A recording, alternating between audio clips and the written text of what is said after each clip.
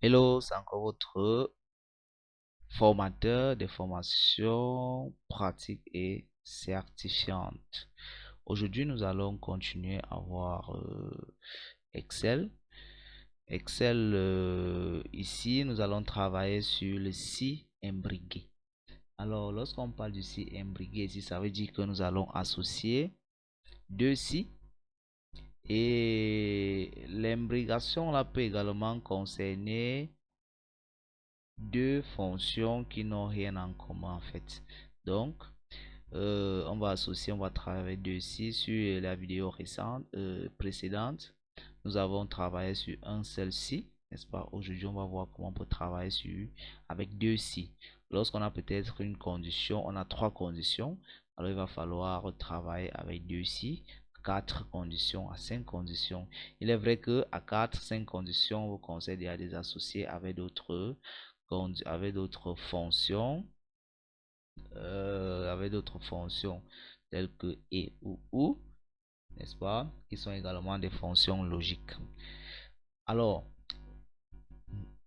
avant toute chose, je vous rappelle que ce fichier vous est proposé en téléchargement sur le lien qui se trouve en bas de la vidéo, et également plusieurs vidéos de formation vous sont également proposées gratuitement sur ce lien. Pour ceux qui veulent aller plus loin et maîtriser Excel de bout en bout, vous pouvez, n'est-ce pas, opter pour une formation complète avec un accompagnement personnalisé. Alors, retournons donc sur notre cas d'aujourd'hui qui est l'utilisation du si imbriqué. Ici, donc, nous avons, ici, je prends la peine de mettre les conditions. Là, nous avons les conditions. Oups.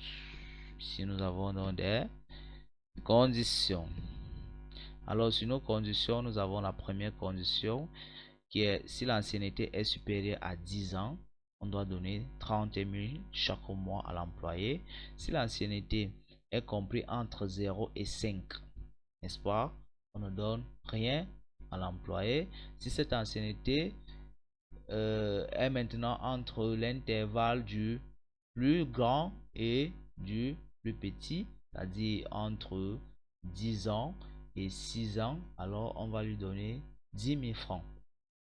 Le plus important avec les si imbriqués, c'est de comprendre la logique, c'est de définir les valeurs. Une fois qu'on a défini les valeurs, le reste est tellement simple à présenter.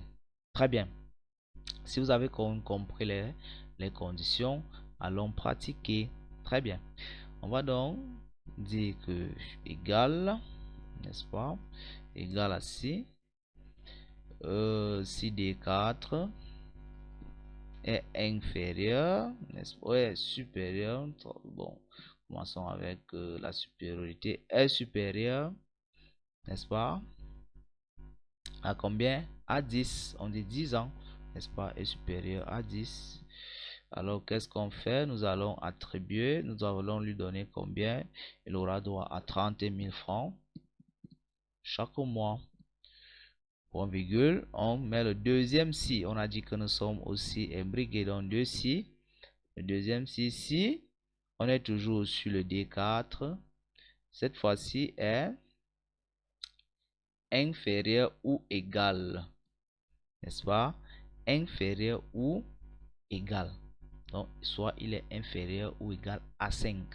Donc, soit il est inférieur à 5 ou bien encore il est égal à 5. Alors, qu'est-ce qu'on fait? On attribue donc absolument rien. Les vides, on a dit les vides, c'est deux cotes, n'est-ce pas? Et dans le cas contraire, maintenant, pour ce qui reste dans le reste, on n'a pas besoin de remettre un autre ici. Parce que si on remet un autre ici, on sera coincé par une contrainte du si non, n'est-ce pas? Or, ici, nous sommes déjà dans le si non. Donc, lorsqu'on a trois conditions, on met deux si et la troisième condition est mise après. On est d'accord? Vous comprenez ça? Sachez que vous avez tout compris dans les si imbriqués. 10. Très bien. Et là également, les parenthèses. On a ouvert combien de parenthèses? Une parenthèse ici, une deuxième parenthèse ici. On doit également fermer les deux parenthèses. Alors on ferme la première et on ferme la deuxième et puis on valide. Et là, vous avez 30 000.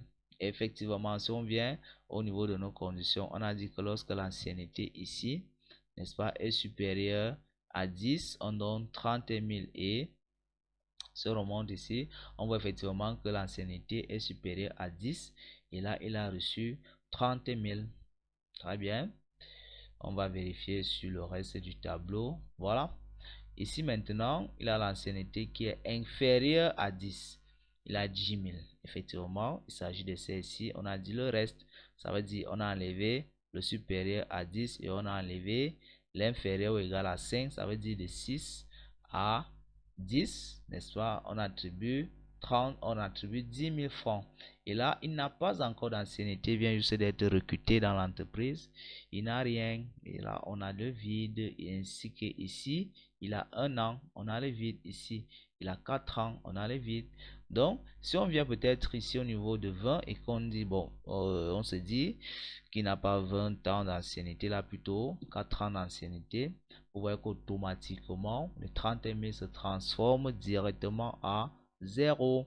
Et si on lui remet, c'est peut-être 11 ans, disons, il a 11 ans, et il retrouve ses 30 000 parce qu'il a déjà, il est supérieur à 10. Et si on lui met ses 10 ici, il descend donc à 10 000 pour le reste.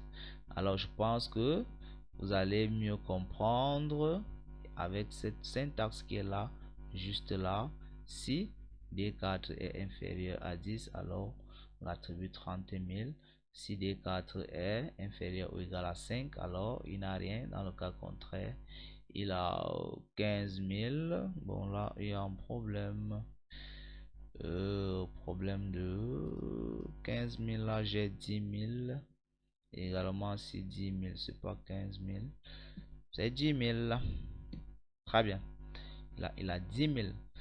Bon, voilà donc ce que je tenais à vous montrer aujourd'hui pour des utilisateurs d'Excel. Vous savez que vous ne pouvez pas vous en passer de la fonction si. Cette fonction logique, vraiment, elle est incontournable. Même lorsqu'on veut faire la correction des erreurs, lorsqu'on automatise nos fichiers et qu'on veut corriger certaines erreurs, on a besoin du si. On veut automatiser un fichier, on aura toujours besoin du si. Donc, il est primordial de maîtriser le si. Alors, je me répète, n'oubliez pas, si vous avez besoin de ces fichiers, cliquez sur le lien. Et là, vous aurez également d'autres propositions avec des exercices et corrigés. Et si vous souhaitez une formation complète, vous n'aurez qu'à opter pour une formation. N'oubliez pas de liker la vidéo si vous avez aimé ou de laisser un petit commentaire.